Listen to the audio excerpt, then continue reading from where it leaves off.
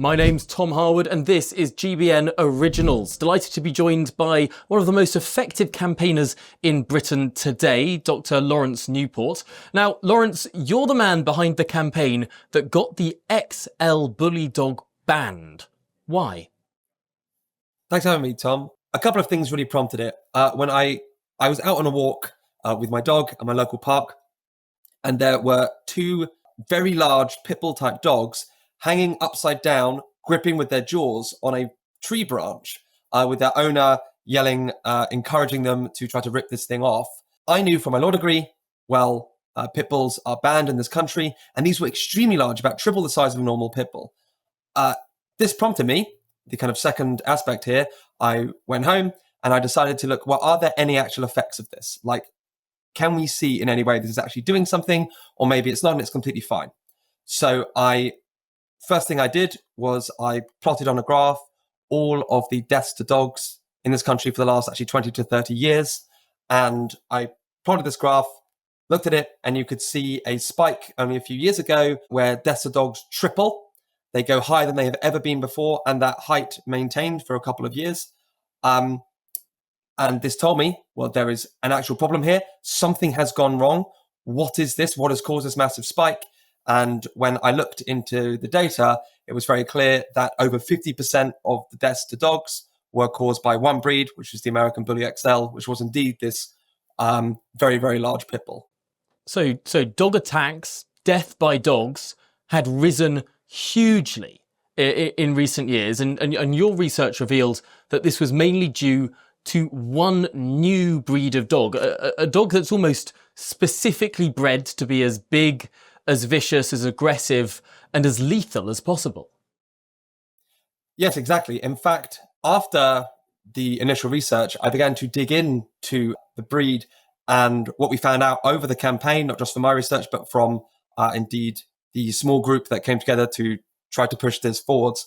Our research began to show things, for example, like the very early American bullies, which were bred in the early 1990s, were from fighting pit bull stock. These are pit bull champions, where they have been locked in a pit to fight with other pit bulls, and whichever dog wins, that means whichever one survives, is then the champion and is bred from. They were bred from these dogs and then inbred repeatedly for greater sizes and greater strength, so that they would go from about 20 kilos to around about 60 kilo dogs in the space of about 30 years. I mean, this is a fascinating story because it's not just a story about how people evaded a regulation in this country, bred sort of monstrous dogs for, well, you can only assume what they bred these animals for. But it's also a story about how you, who's just one person, built a campaign that managed to sidestep all the normal barriers we see in politics and, frankly, in getting things done in government too. This is also a story about how your campaign managed to create an issue of this, convince ministers to change their mind and actually get a change in the law enacted too, in all a very, very short period of time. Now, later in this conversation, we're going to come on to how that sort of campaigning ethos can be applied not just to dogs, but to so many other issues that Western democracies face. But of course, looking at the issue of dogs, there is a difficult part of this story. And that's whether or not people believe that you can breed in traits to dogs. There's almost a question of genetics here that people say is deeply controversial. Well, this was one of the difficult things in starting the campaign. There was, in fact, an entire academic sphere and basically every single major charity in the area which was opposed to breed bans, and they opposed them on the basis that they argued that breed wasn't really very important, that it wasn't predictive of things like this.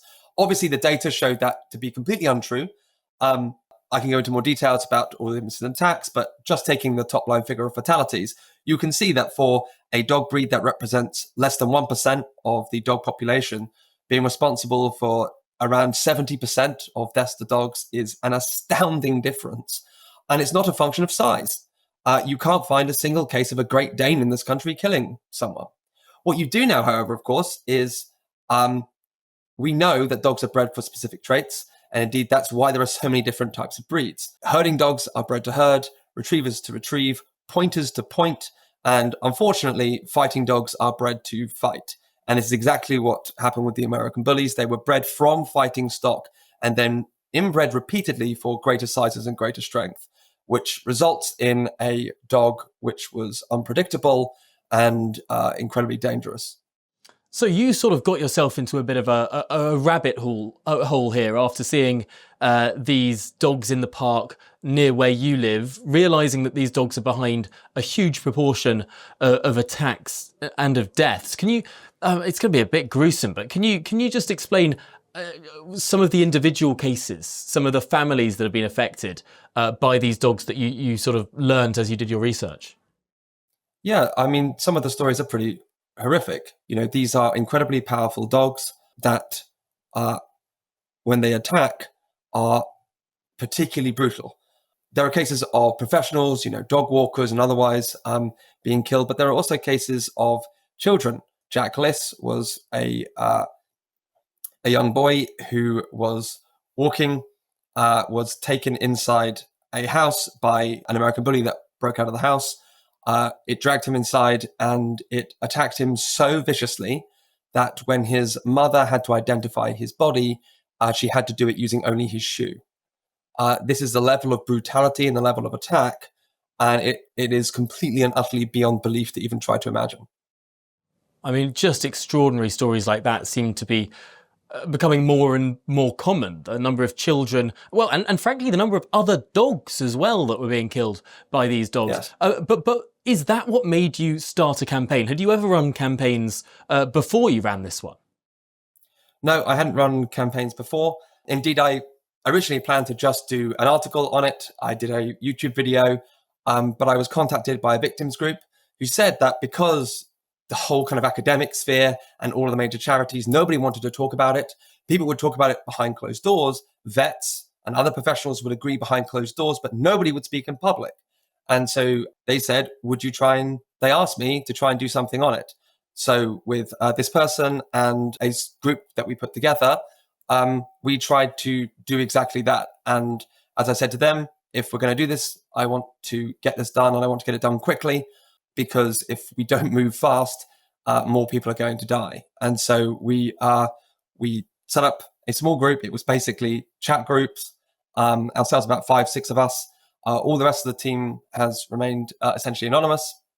And we had various people from vets and otherwise giving us information, letting us know what was going on, helping us out, but that wouldn't be public and still on to this day, which you can understand because of the professional difficulties of doing so.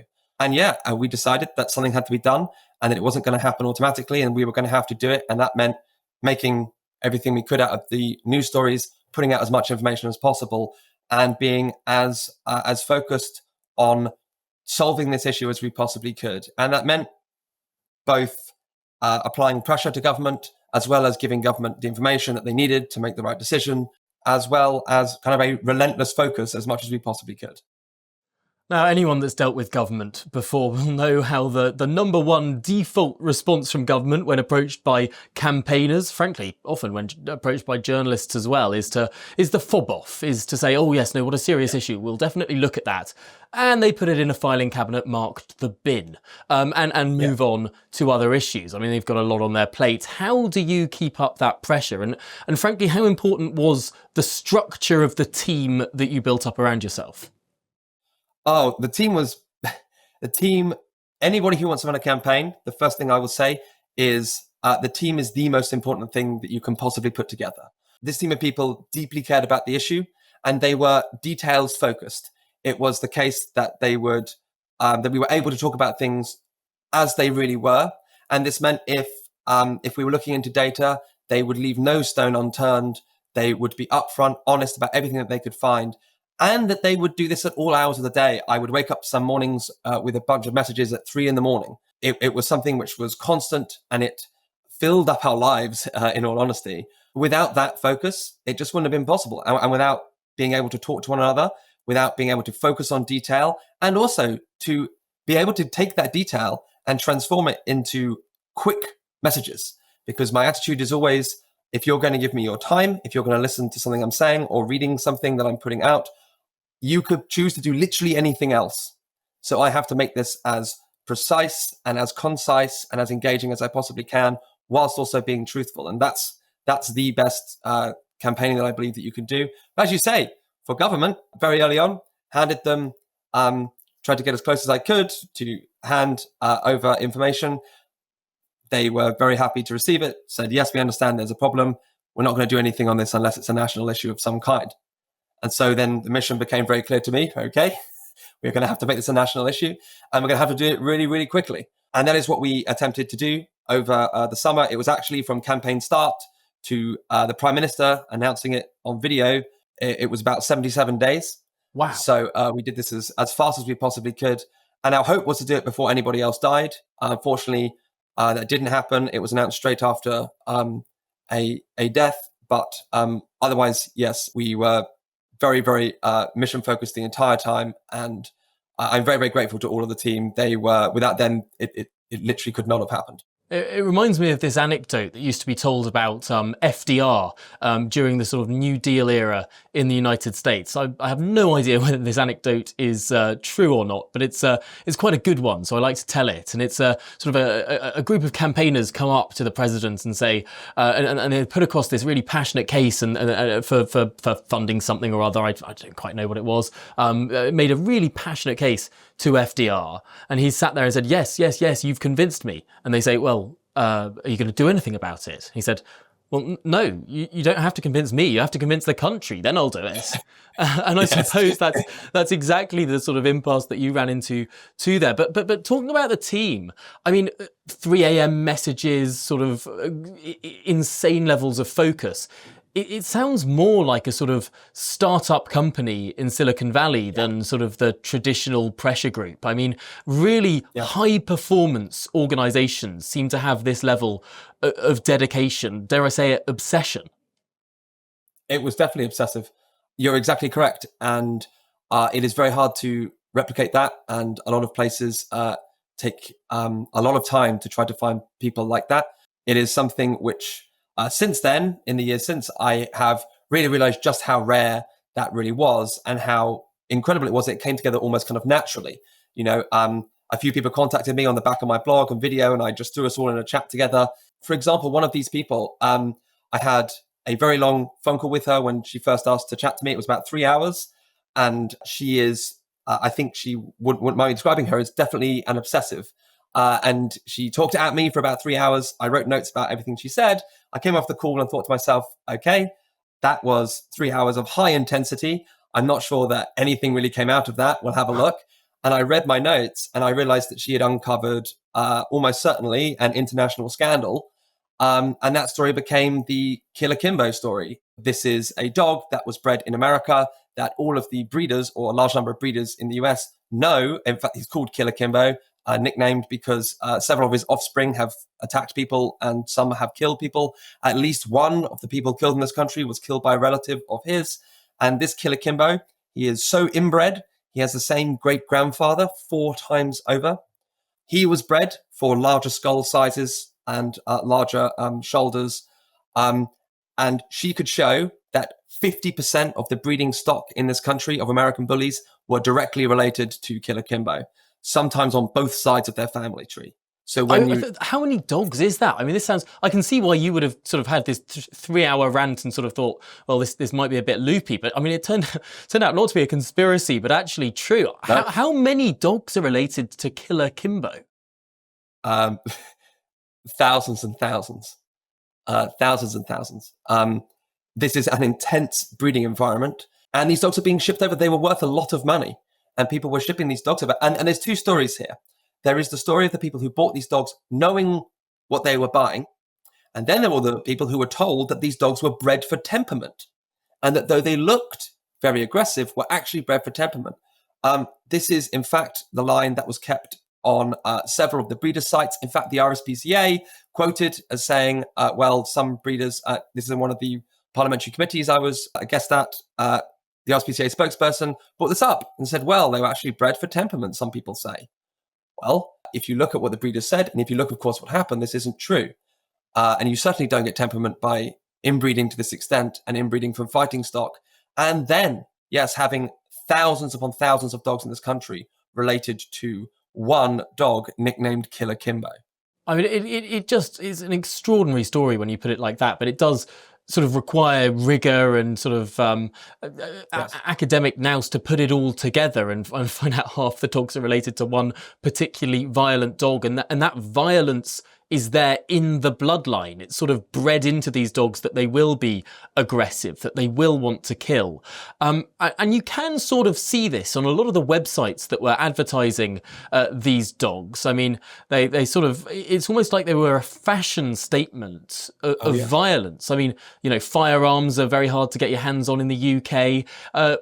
It's almost like people were using these incredibly large, violent, aggressive-looking dogs as a substitute. Yes, I think so. In fact, I think there was a large gang culture around having these dogs. They were protection, they were intimidation. But this is also the strange effect. Like, in fact, there are videos online of people, of course, who found their dog suddenly attacked by one of these dogs, and there's a group of guys who are trying to hold this thing back. There's, you know, there is this element, but as I say, there's also this element of people who were told these dogs were good-tempered dogs who've been bred for generations to be good with children and families. And this was a complete and utter lie to sell dogs for an incredible amount of money. As I said, they were going for £2,000 or £3,000 a puppy, and these dogs were bred from fighting stock and inbred for size and strength. And they were also, of course, some of these dogs were registered in the US as pit bulls. This is another thing that this wonderful lady in our team found. They were registered in the US as pit bulls, but they would dual register them as American bullies so that if you wanted to export them to the UK, you could get around the pit bull ban. They knew what they were doing. They knew what was happening. And this process was done essentially in the open.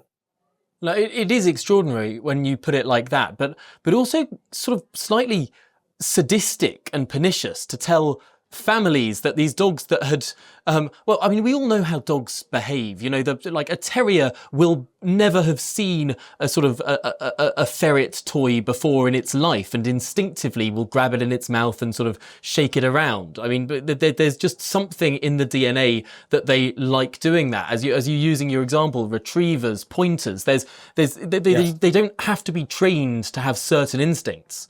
And it seems to be the case with pit bulls and indeed with bully XLs, that they have an instinct to fight, particularly fight small dogs, and anything that sort of matches the size or scale of small dogs. For example, small children. Yeah, I mean, the real problem is, and it really is a tragedy. Using the internet without a VPN, a virtual private network, is a bit like taking to the road without car insurance. All it takes is one unlucky moment to cost you a lot of cash. This video's sponsor is Private Internet Access. They are the VPN to help keep you safe. Click the link in the description below to find out why over 30 million people have downloaded PIA to protect themselves online. A virtual private network is an app that hides your IP address and helps keep your data private. When you're browsing the internet at home, you give up a large amount of data to businesses, to shops, and indeed to social media giants too. Hackers have the ability to steal your personal data with ease, including sensitive information such as passwords, keystrokes, and even your personal photos. Private Internet Access helps protect your personal data by encrypting your internet connection to keep your data out of the hands of cyber criminals. And it's not just hackers either to be concerned about. Information can be censored too. When Canada passed their C18 bill, social media giants decided to ban news content on their platforms. But PIA can protect your ability to consume the news and content you love. Private Internet Access is available for Windows users, Mac OS, Android, Linux, iOS, and you can use one PIA subscription to protect an unlimited amount of devices. And we've got a huge GB News discount for you too. Click the link in this video's description and you'll get a massive 83% off PIA. That's under £2 a month, the price of a coffee, and you'll get an extra 4 months completely free on top. Also, there's a 30-day money-back guarantee too. Visit piavpn.com/GB News to start protecting yourself digitally today.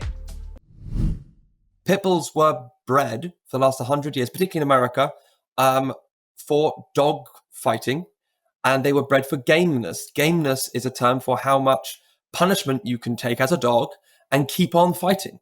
So, having a limb missing and still fighting, these were like traits that they really, really desired. And these aren't short fights. Dog fights can last for 3 hours or more.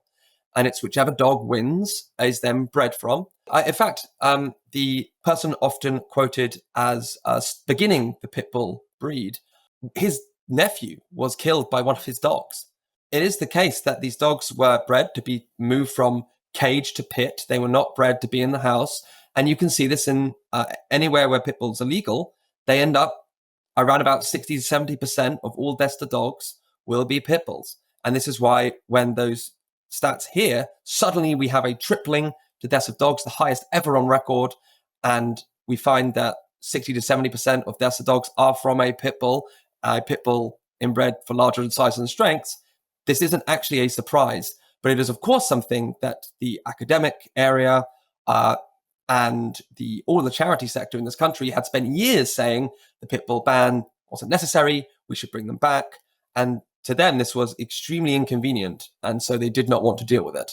Well, this is the sort of David versus Goliath element of your campaign. As you say, organisations, huge organisations that people give money to in good faith had been, well, sort of spreading a lie for a long time, the lie that genetics doesn't matter. Now, you're just some academic who's got a bunch of data, but that doesn't mean that people necessarily listen to you. We know that politicians will often take the easy route rather than looking at the root cause of a problem. What was it, almost uniquely about your campaign, that was able to take on these huge, sort of multi-million pound organisations and charities that had been lobbying not just for years, but for decades, saying that breed bans do not work? It was about taking what's true and making it as concise as possible. So, exactly as you say, there were these arguments, these kind of hand-wavy, well, it's very complex arguments, but people know retrievers retrieve, pointers point, fighting dogs fight. This is something which we all know, we instinctively know, and indeed, anyone looking for a dog looks for breed traits. It doesn't mean that every single dog with this breed trait is exactly going to match this, but it is very, very strong trends across breed. This is literally why we have breeds in the first place. It's taking this, it's taking the data and making it very, very clear, and also making it clear to government they have a choice. They can stop this right now. And the fact that they are allowing people to get injured, for dogs to die, and for children, and in fact, as we saw in the Birmingham footage that went viral about a week before the ban came in, a dog on the rampage in the middle of a city centre, yes, attacking multiple people, a child, 2 adults, and reminding people as well, a big central point of the campaign was reminding people continuously, this isn't normal. We didn't used to see this. This is happening suddenly, and we don't have to accept it. Government can do something about it. They just choose not to. It was extraordinary to see that footage that you referenced there. I think someone was filming from the top deck of a double-decker bus from memory. So you got this bird's eye image of this dog running around, attacking one person, then another. But I suppose the unique thing that your campaign did, because we'd all seen dog attacks. I think a lot of people would have sort of read in the newspaper, oh, there's been this awful dog attack, but not necessarily joined the dots that this was all happening suddenly, recently, in the last few years. And almost every single time, the vast majority of times there was a dog attack, it was a specific breed of dog. Yeah, and yes, exactly. And I think it really was about highlighting just how dramatic things had changed, just how quickly they had changed, and also inaction. I think the British public is incredibly, incredibly fed up of inaction by governments. And the fact that government could do something about this, that technically this dog should already be banned, and that they instead chosen to do nothing about it. And more people were getting injured, more and more people were dying. We haven't even talked about all of the dogs that were attacked.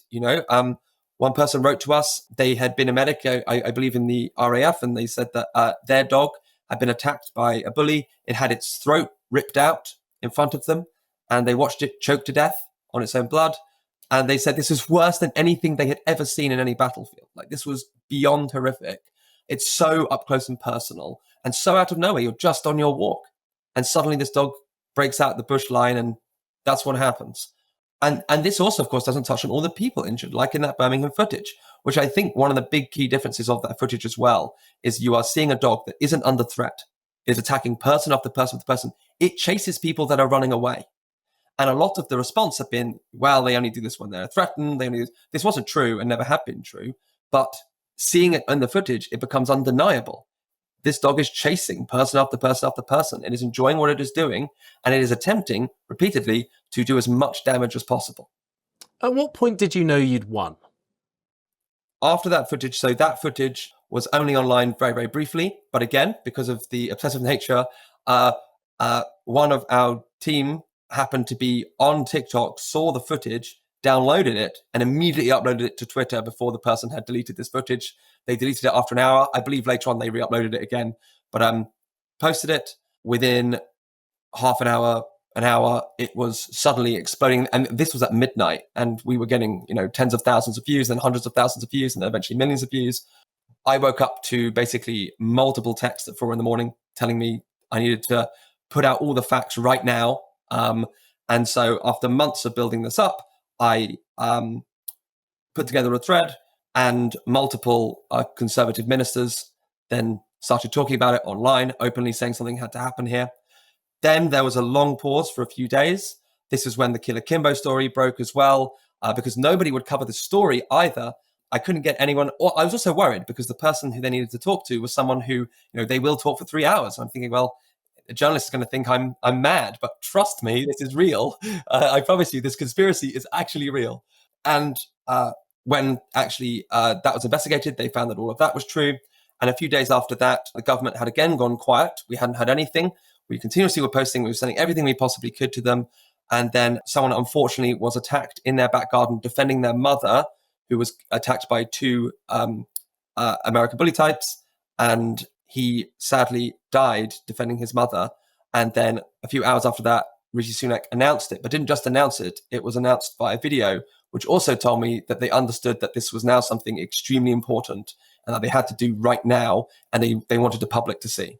It's so interesting how you get sort of flare-ups of activity, of acknowledgement from the government that then sort of go away. As soon as the story's out of the news, the default thing in government is to say, oh, that's not a problem anymore. Oh, thank goodness that pressure's gone. We can move on to something else. It's almost like every single lever of government is trying to make things go away, not in a policy sense, but the default is that they would rather not be doing anything that's too much effort, that might require some civil servants to, work past 4 p.m. in the afternoon. I might be being a bit mean there, but well, no, I mean, yeah, I mean, this was the massive frustration.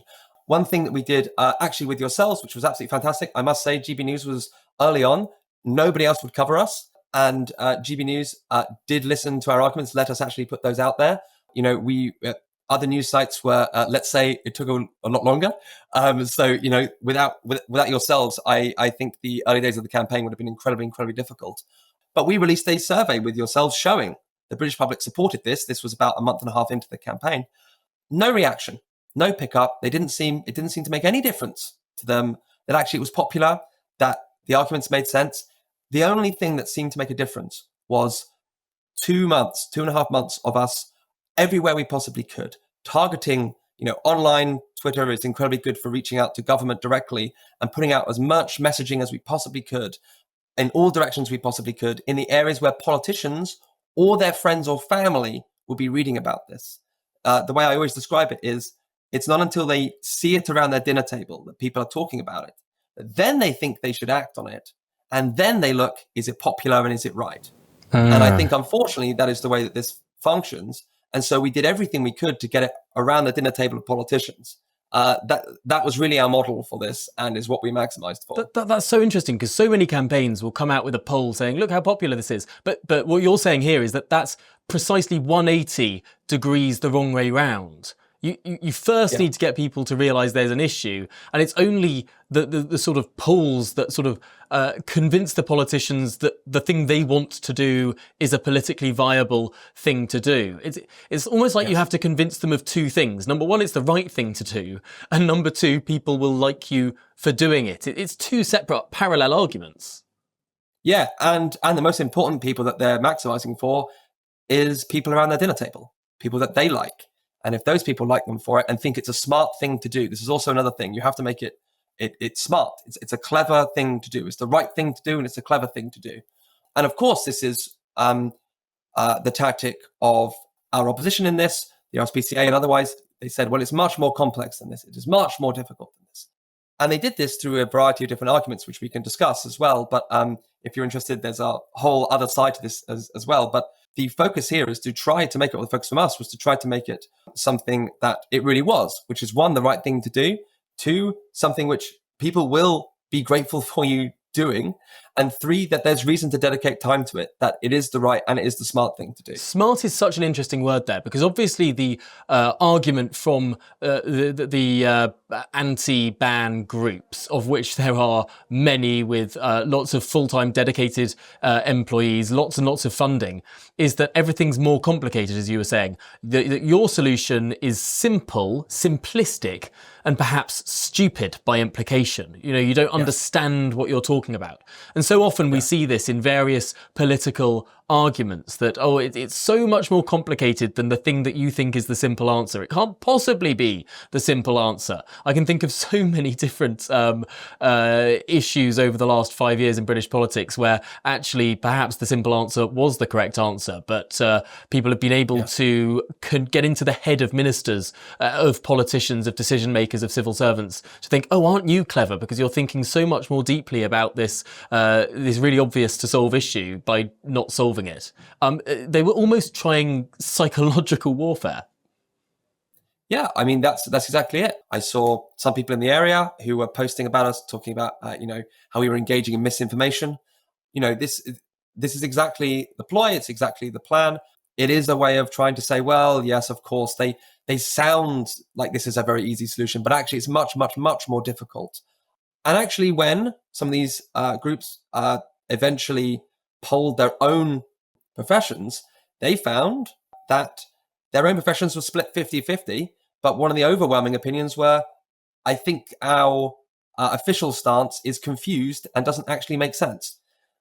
So you can see that the complexity here is actually something which is used as a shield and a mist, and it is used to kind of deflect arguments of, if there is something extremely dangerous, uniquely dangerous, attacking and killing people suddenly at a massive rate because it's become popular in this country, and the government can do something about it, they should probably do something about it. The response from them was, actually, no, it's more complex, but we won't quite go into what we should do instead.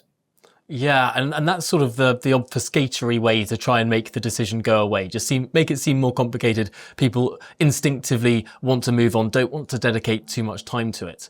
But of course, you were able to cut through that. And as you say, in, 77 days from start to end of the campaign, you get a change in the law, partly, of course, due to just the sheer dedication. I wonder, would that have happened had one of your team not been awake scrolling TikTok at 3 a.m, downloading a video and sharing it through the sort of channels that the decision makers actually use?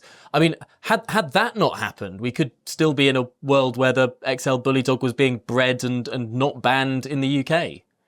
I think it certainly sped it up. I think that it would have happened in the sense that, unfortunately, it was the level and number of attacks were happening so frequently that there was going to be either footage like that, or there was going to be more deaths, which is not what we wanted at all. We wanted to solve this before then.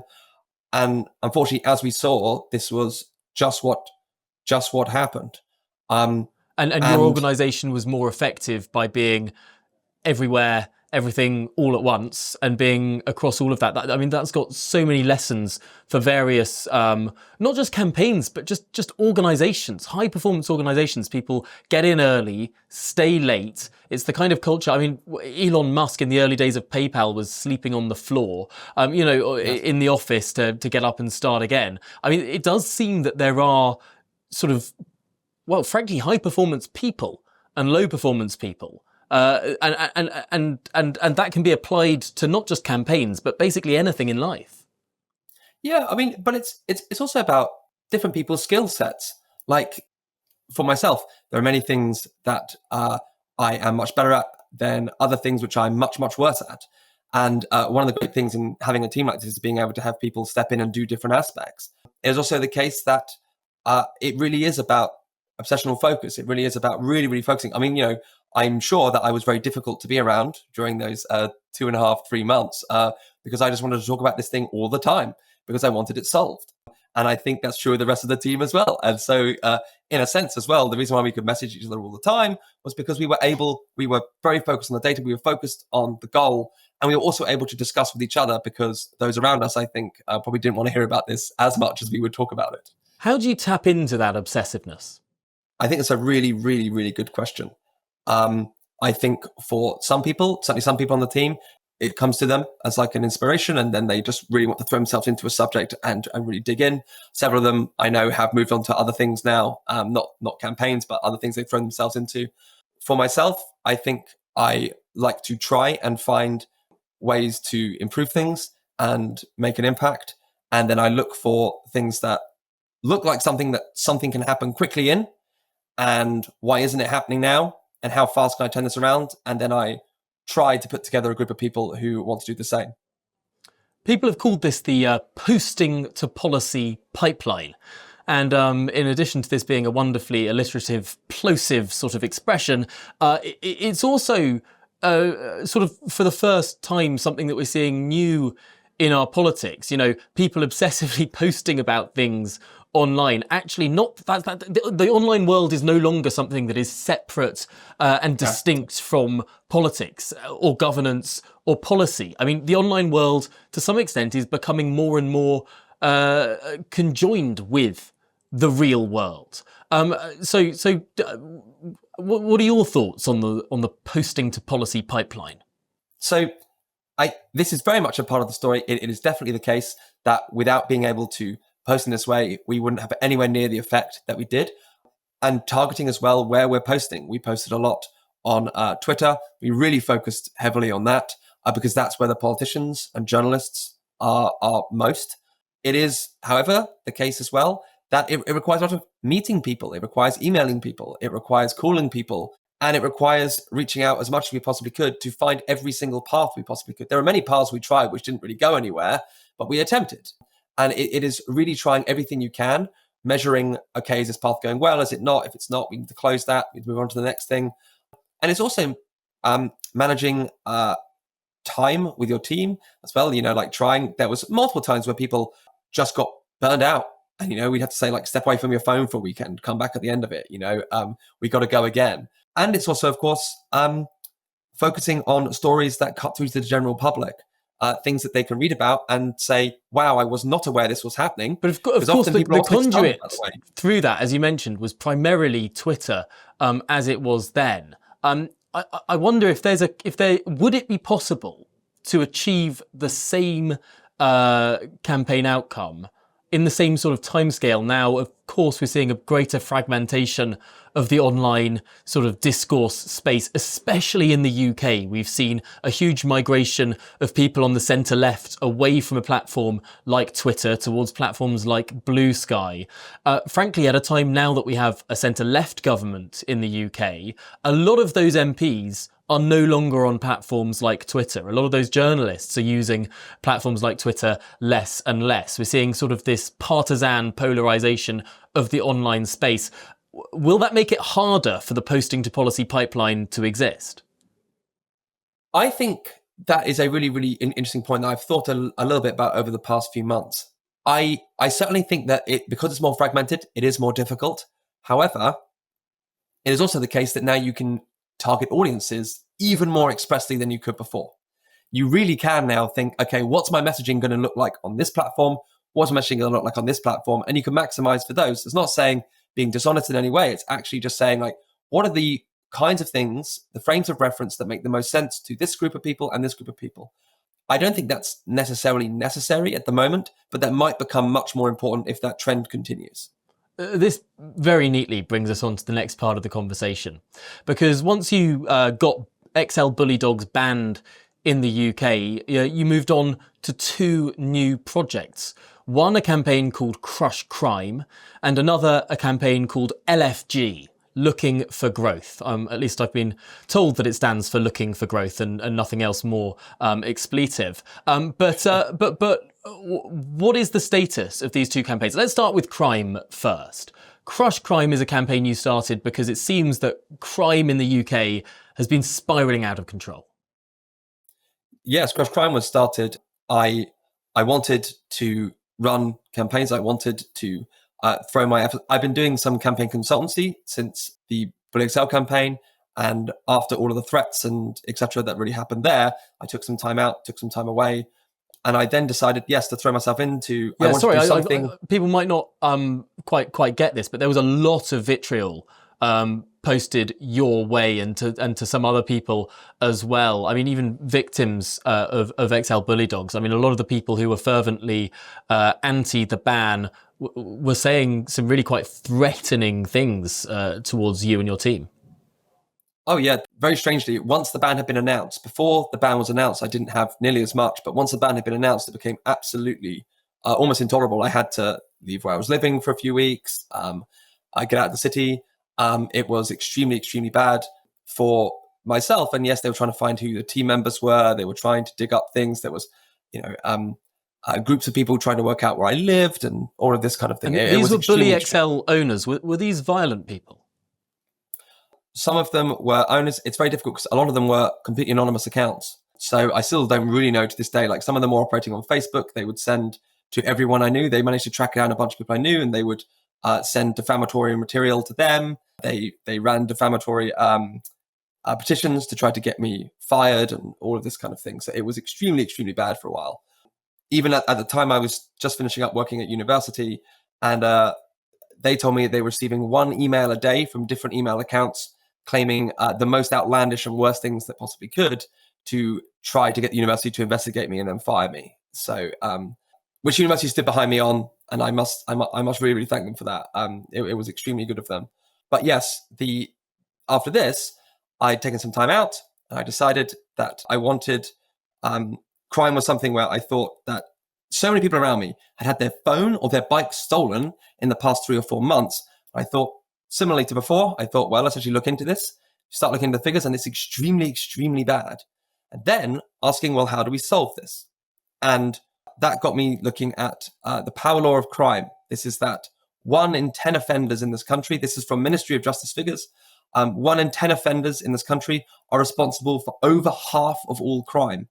These are people who have 15 or more offences to their name. Some of them have hundreds of offences. And at the same time, this group is more likely to avoid prison than ever before. Clearly, the job of the government is to protect the public by imprisoning these people.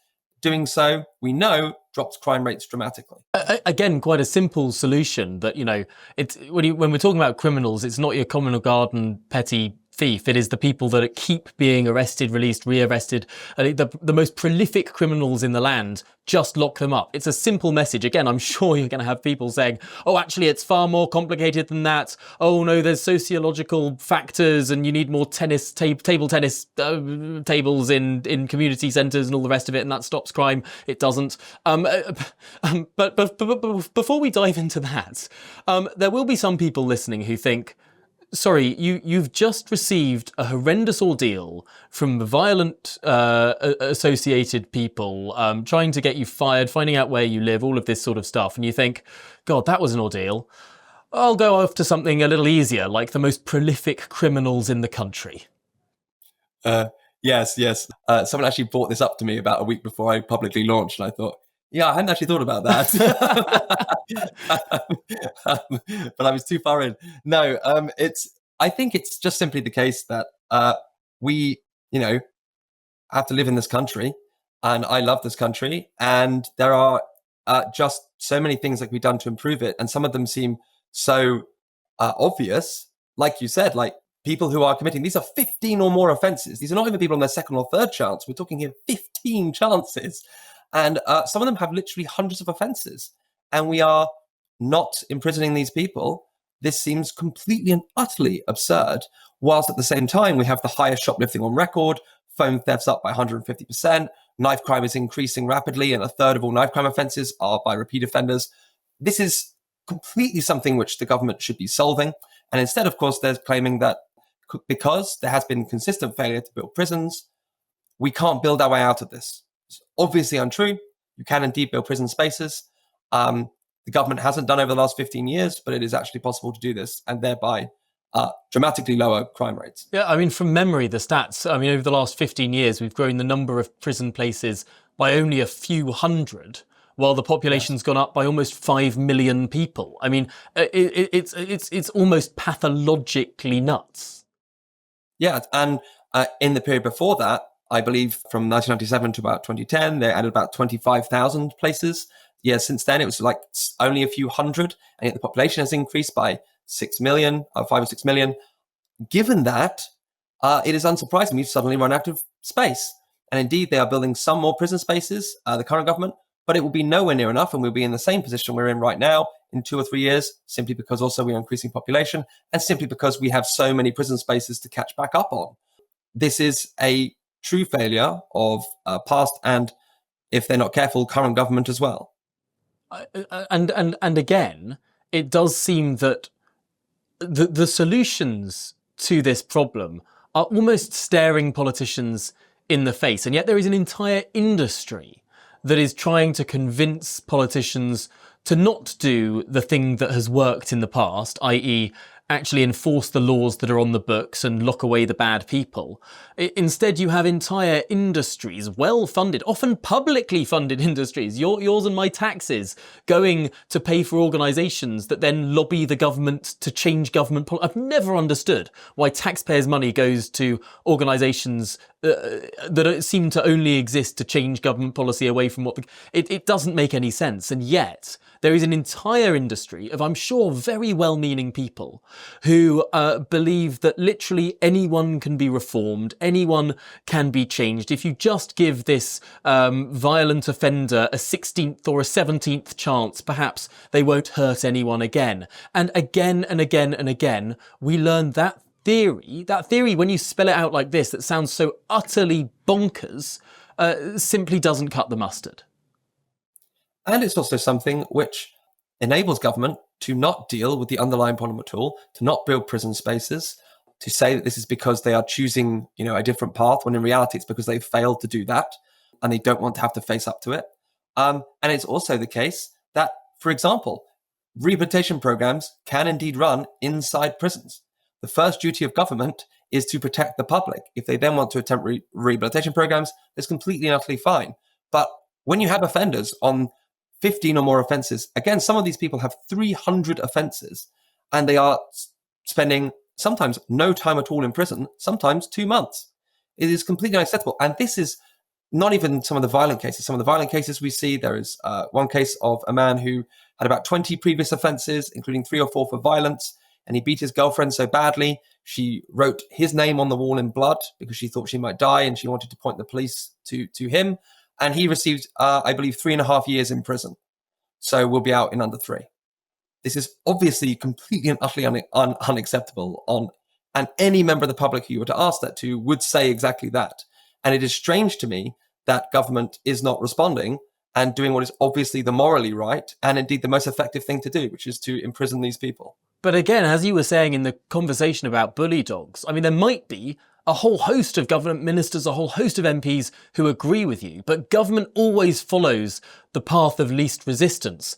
And frankly, we live in a country where, I mean, I don't know, I don't want to live next to a prison. I lived quite near a prison at university, probably meant my rent was a bit cheaper, but people don't generally want to live in the vicinity of incredibly violent people, no matter how high the walls can be built. So I suppose very often the politicians' sort of response will be, oh, it'll be fine. We'll live with a bit more shoplifting, a bit more stabbing, and then I won't have any sharp-elbowed, noisy constituents complain that we might build a prison near them. Yeah, and I think it's also about selecting where to build these prisons. It is also the case that there are so many rules on building prisons, it becomes very difficult to build them. Where, for instance, trying to give travel time so that a family can visit prisoners means that you end up limiting actually to making sure that prisons have to be built near people's homes rather than further away. Sorry, there are rules. There are rules that you have to have a certain. The travel time has to be short enough so that people can visit loved ones in prison. That to me, it sounds like we're prioritizing the rights of the prisoner above the victim. I think this is a continuous pattern, yes, that I've been told by many people in government. One of the reasons, yes, that building prisons is difficult is because you want to try and place the prisons as close as you can so that the transport links of family can get there. And so, yes, we end up in a position where instead of dealing with a difficult problem of that, they just simply opt to not build them at all. And so we end up with higher and higher crime rates. And we end up with, of course, our shops now, as I'm sure it's happened to you locally, it's happened to me locally, suddenly filled with multiple layers of glass and security officers, CCTV absolutely everywhere that's possible, and still shoplifting so high, in fact, the highest on record, and yet barely anyone ever arrested for it. And security tags on even actually quite low value items now. I mean, I live relatively centrally in London, and I've seen, I can't count how many times someone just sort of wearing a mask. They're probably a kid, but they run in, they grab something, they run out because there's no repercussion. I mean, it seems like we've sort of just given up in this space. I think that's true. And I think that politicians have kind of wanted it to go away. They are often not living in the areas where crime is most affecting people. I mean, just a couple of weeks ago, a barrister had his houseboat broken into and someone left a bail form. Presumably the person who'd broken in had left their bail notice with their name on it, dated only a few hours before the break-in. Handed this to police and police haven't followed up. This is an extremely common pattern. Indeed, with Crush Crime, one of our early videos, I had a bike and chained it just outside Scotland Yard. I waited not very long at all, and it was stolen. It had 2 GPS trackers in it. I reported it stolen. The Met didn't bother even checking the CCTV cameras outside their own headquarters and didn't bother sending anyone to the GPS address at all. They just closed it the next day. What the police might say is that they have been stretched beyond stretched. I mean, the population has gone up. The number of police officers is per person lower than it was a decade, 2 decades ago, that they simply don't have the resources to go after things like your bike, or if someone shoplifts items for less than a few £100, they just don't have the manpower, and it's not anything at all to do with inclination or systems. How true is that? I think it is to do with systems. I think it is certainly to do also with focus. There is an extent to which there hasn't been a coordinated statement continuously made that Crush Crime is trying to make all the time at the moment, which is that a single phone theft does probably not represent a single phone theft. It probably represents an entire network of career criminals working at a very large production line. In fact, my sister-in-law had her phone stolen only a week after the bike had been stolen. She was looking after her toddler. She turned and somebody stole it from her pocket. 3 hours later, it was in a shop in North London. 3 hours after that, it was in an address in Haringey. And only a few days later, it was in China. There is clearly a very sophisticated production network here. If police look at this and view this as something where if you capture a small number of career criminals, you can make a dramatic difference, I think their efforts would change. And there are 2 reasons for this. Firstly, in the city of London, they set up a bike sting much like my own. In fact, that's what gave me the inspiration to do this. Now, the City of London Police is separate from the Metropolitan Police. They're a much sort of smaller police force. Some would argue a much better police force. Yes, they did this bike sting. They caught a handful of criminals, I think it was about 7, and bike thefts in the area dropped by 90%. It is completely possible to do this off of one operation. Similarly, only a few weeks ago, after a lot of campaigning from ourselves, with very little action from police, the Met announced that they had made, within 1 week, 230 arrests for phone theft, and it had shut down a phone shop that was key to phone theft networks. It is clearly possible for them to do this. It is clearly possible for them to put the resources behind it and get it done. And if they do, again, the effects last longer. Again, this is exactly what you said at the start of this conversation about crime. It is a small proportion of the criminals committing a large proportion of the crime. Do you sort of see that police forces up and down the country kind of get that? Kind of, or perhaps that's not the right question. Perhaps the right question is, whilst I'm sure loads of individual police officers understand that, you know, you have your prolific criminals who are responsible for the most prolific crime and the vast majority of it, but does the institution act in a way as if the police as a whole understand and internalise that fact? I think that's exactly right. I think many of the officers, because they deal with these same people repeatedly, they see it themselves. And in fact, many have told me, yes, we could even tell you exactly who it is and what they're doing, probably with like 80% accuracy. We know these people, we arrest them every few weeks. But also for them, it's also demoralizing because, yes, the system itself works against police officers who want to do action like this. It disincentivizes them. But it is also the case that they are demoralized because if they track down this criminal, if they arrest them, it takes years to get to court. And then when it is in court, they are sometimes awarded maybe no prison time at all, maybe 2-3 weeks, maybe 2-3 months. They're out again and they do it immediately again because why wouldn't they? They haven't really received any negative reason, just a bit of a delay. And sometimes these short prison sentences, it just allows them to meet more people in those networks, grow their criminal network. They're out after, I mean, prison sentences that last less than a year, I've never understood the purpose of these. They keep people safe for a matter of months and then the person's back out. They've been to prison, so they're unlikely to be able to get a job in the normal economy. I mean, these are just crime factories. Yes, I agree. I think that this is why also across crime, the very early offences that somebody does, there's good evidence showing that if these people are arrested quickly and they go to trial quickly, reoffending rates for them drop on your first or second offence. It shows that you can stop people before they get to the career criminal stage because you show them, no, the system responds, we immediately punish you. It doesn't even have to be a very severe punishment. Just feedback from the system is enough to show, oh, actually, I will get caught. It is very difficult. I don't want to before you're in again. too deep and the crime or the punishment doesn't matter. I suppose if you've never been to prison before, the first time is the shock to the system.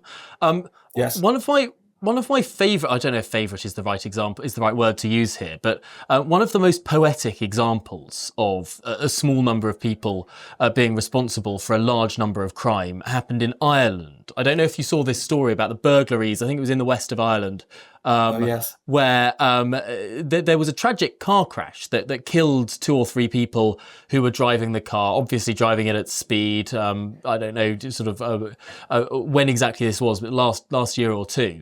But when this one car crash killed these 2 or 3 people, home burglaries in the area just plummeted. There had been a spate of home burglaries. Then this one car crash and suddenly everyone was a lot safer. I mean, it's almost sort of a natural way of showing what we see so often with this. It's one small gang, one small group, often individuals themselves, that account for such a large percentage of overall crime. Yes, absolutely. I mean, there was someone in London arrested in a single morning. He had stolen around 26 phones, which if you start multiplying up, usual work hours, let's say, he could easily be responsible just himself for stealing 1% of all phones that are stolen in London, just on his own. These are people who are extremely prolific. And in fact, this happens, it isn't just in this country, it is again, data from all across the world. A large Swedish study taken over 50 years showed the exact same pattern, a very small number of offenders responsible for the majority of crime, seen in America. This is a very well-known pattern. And we know that the one thing that we can say to protect the public is ensure that these most prolific offenders, these career criminals, are behind bars rather than in public. And instead, this is simply not what we are seeing or doing in this country. So there are some solutions here, and a lot of them seem brazenly obvious. Build more prisons, lock away more career criminals for longer periods of time. But also there are some things that might not appear obvious. One of the points, I think you have a 10-point plan or something with your Crush Crime campaign? Yes. 8-point plan. One of those points is literally about how the police search their own CCTV. Yes, it is the case that police aren't trained to search what's called binary searching, which is where if you have 12 hours of footage, let's say you send it to the police, your bike's been stolen, you say it's been stolen between these hours, I don't quite know when. Binary search is you skip to the middle part of the footage, you see if the bike is there or not. If it is still there, you go to 75% of the way through. Is it still there or not? And you keep doing this at basically half margins the whole way through the footage. And it's a very fast way to find the bike, because you can see if it's there or if it's not. But you found that in a lot of cases, whether this is a lack of knowledge or frankly the age of the software or maybe even the hardware, who knows, that police were instead having to sit and watch for hours to see when a bike might be moved, rather than just jumping around in the video. Yeah, rather than jumping to check if it was still there or not and then looking closer to that area. Yes, in fact, I've even had reports from people that their police services have told them, we don't have capacity to review any footage over 30 minutes in length, because they're sitting there watching it, maybe on fast forward, but rather than skipping through the footage, which actually you could take something of 12 hours, and I think it's something about 1 or 2 minutes, you can get to the exact right point by just skipping properly. No wonder it doesn't feel like we've got enough police officers. You've got police officers, employed police officers in this country, who, when they're handed, a 12-hour window when a bike could be stolen, they're sitting there. They think they have to sit there and watch it for 12 hours. Which is why they're not watching the footage. It is just how can we have a system that actually operates like this?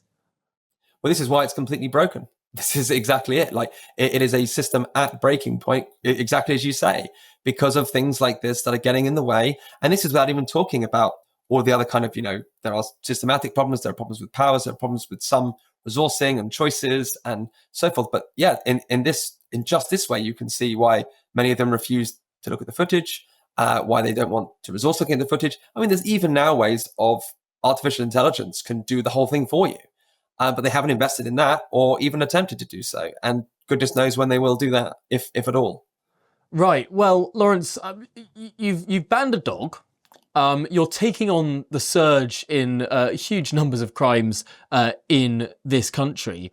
But clearly that's not enough for you. You want to be doing sort of multi-track drifting with two issues at the same time, because in parallel to your Crush Crime campaign, you've also got a campaign on the, it's just a very small thing affecting, 1 or 2 people. It's just the economy, the entire economy. You want to boost the growth rate of the UK. How? So this was set up in response to a few days before the budget, my hopes that a new government would change the direction of our very, very poor economic outlook. It looked to be exactly the same. Rumours were that the ideas were going to be quite bad. And in fact, when the budget was put forward, the growth predictions are terrible. And of course, we've seen since that they are still abysmal in reality as well. I thought, well, I'm frustrated. There must be many people frustrated about this. There are organised groups for environmentalism. There are organised groups against building anything. What are the organised loud groups pro the economy, pro building? I really wanted to tap into the frustration and put together something that said, I am frustrated, I am annoyed, they aren't listening, we need them to listen so we can act and we can force them to do so. And so we set up Looking for Growth, me and my co-founder, Joe Reeve, and actually my brother joined, who used to be in the Treasury and left because of how frustrating he found that. So together we put this and we announced an event on the 11th of December, and we were overwhelmed by the response. We had over 1,000 people sign up. We could only get 400 people into the actual event. So we didn't even release speakers until only a few hours before, because we simply were worried about how many people were going to turn up. So yes, and And one of those speakers was a man who you'd think knows how sort of the internal mechanics of government runs. One of your speakers at your launch was the former chief advisor in Downing Street, Dominic Cummings. yes, Dom gave the keynote, and he also did a Q&A with Mark Warner. They were both extremely supportive. They, exactly as you say, could talk about experience in government. They could talk about the frustrations in government. They could talk about the difficulties, and they could talk about how, if we want growth in this country, it probably isn't going to happen automatically, which is what we've seen. We need to make a very clear voice to government, just like I was kind of saying before, really, about getting people around their dinner table to talk to them about growth and to have the solutions to hand that say, well, why don't you just do this thing and put the government on the back foot? I mean, it is actually remarkable how banning a dog and getting the country growing again, I mean, it's so similar, so weirdly similar in so many ways, because every single politician you meet, apart from perhaps the Green Party, will say, we should have economic growth in this country. Of course, I'm a pro-growth politician. Of course, I want growth. And they'll say that, but when it comes to making policy choices that perhaps are difficult policy choices that might annoy local people, that might have campaigns set up against them, suddenly those policy choices become difficult. The inertia of the government machine says, well, that's far too difficult. It's far easier to follow the path of least resistance and not do this contentious thing that everyone agrees might be pro-growth, but it sounds like it will be difficult. I mean, how do you get over that huge sense of inertia in the government machine? I think this is unfortunately the lesson I did really take from the Exile Bully campaign. That was incredibly easy to do. Government had everything in front of them and they wouldn't do it. They would only do it when I would make very clear with the stats from the team. We would put together this information, we would make it as clear as we could to everybody. And then every single news story that broke about it, I would say, why didn't they do anything? We told them what to do. They didn't do anything. And now it's happened again. Similarly here, we launched Looking for Growth. We didn't want to launch with just, we're frustrated, we're angry. So one of the comments I kept hearing was, well, growth is very abstract. How are you going to make it more concrete? Oh, it's so complicated. You wouldn't understand. It's exactly the same as we've heard from people. It's the same as the sort of, the crime people who think it's all about social services. It's the same about the dog people who think it's nothing at all to do with breed. So you also have this sort of cloud of sort of people who are in similar sorts of very often government funded sort of organisations, quangos, charities, who say, oh, it's all very complicated. You need to look at all of these. We need to invest in skills, and it's no one can understand, and blah blah blah blah blah. How do you break through that bullshit? Well, it's looking at something like what are some of the things that are the most difficult? Well, there are very, very, very low wages and incredibly high energy prices. There's also new technologies like artificial intelligence and otherwise, which are exploding in America and are dragging here. Okay, how do we unlock this? And so the first thing that we've done so far is to make this as concrete as possible. We produced a bill that government, if they wanted to, could pass tomorrow that lays out exactly how they would, or rather if they actually passed it, would give them the powers to build nuclear power stations, build overhead electricity cables, and build AI data centers at dramatic speed. So rather than literally 5, 6, 7 years stuck in planning with more and more lawyers getting more and more money, instead would actually enable the government to really, if they passed the act and they got an application through, they could start building within a month or two. And it would mean that energy prices would finally in this country come down. We would actually make sure that energy in this country would be able to get around the country. For instance, we are sometimes producing energy up in the north or in Scotland that we then can't transport down to the south because we simply don't have enough cables. This is completely unacceptable. It is completely ridiculous. And we are losing the opportunity for the next industrial revolution because we are simply not building AI data centers or even just able to manufacture things here in this country because it is so expensive to manufacture because energy is so expensive. It's so crazy how very often it is actually those most basic building blocks that are holding the country back. I mean, the country actually does really quite well. I mean, compared to other European countries, we've got a really strong, labour market. We've got some pretty fiddly policy to do with, incentives for tech and all of these other sort of elements of our market economy, and all of these sort of weird and strange and esoteric things, you know, our language, our culture, our history, our position in the middle of the world, you know, all of these things that actually it's really hard to build or to generate or to talk about for any country. Like, we've got all of those. We've got the difficult stuff. What we haven't got is the really simple, basic stuff. The most frustrating thing here is that this is what British economists travel to sub-Saharan African countries and tell them. Oh, you need to have roads. You need to have energy, you need to have housing, you need to have what economists call the agglomeration effect. Like, it's better if you build more housing, not really dispersed, but closer together to each other so that people bump into each other and, you know, make companies and sort of have that compounding economic effect. We tell that to developing countries, but we don't tell it to ourselves. We tell ourselves an incredibly complicated story, but we ignore the basics, the roads, the energy infrastructure, the sorts of things that we tell, you know, Sudan to build. Yeah, I think this is exactly the frustration. And it's also the frustration that, like you say, we have really, in a sense, for quite a while, relied on our history, relied on all of the work of previous generations. And now we are in a position where we've become used to not having to build things, to not having to actually have to tackle difficult questions, to not actually having to face that energy prices shouldn't be sky high, and that we made them sky high due to our own choices. And I'm very concerned about what the world looks like that we are building.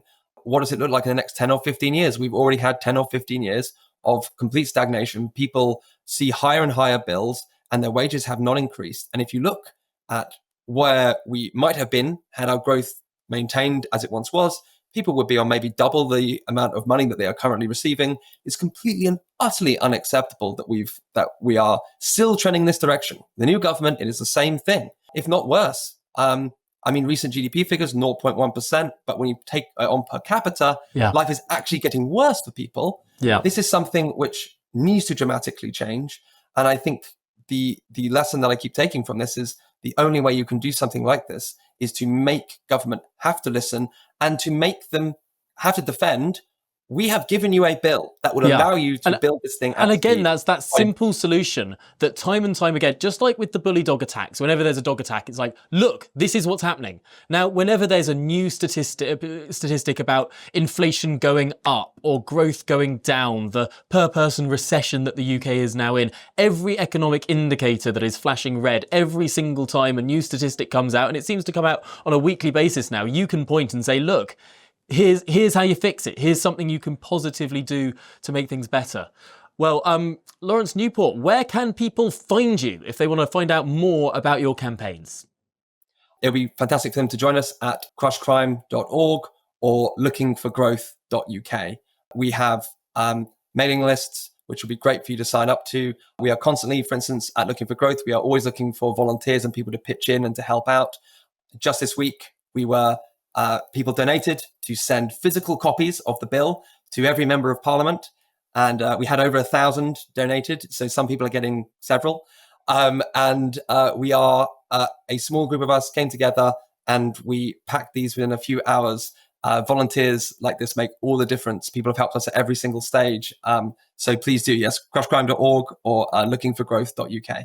Well, Dr. Lawrence Newport, it's been a fascinating conversation. I mean, 3 campaigns, 1 successful, 2 more to go. We'll be watching them with great interest. But thanks so much for joining us here on GBN Originals. And I'm told I have to say this. Remember to subscribe to the GB News YouTube channel for more conversations like this one. Big thanks to Lawrence.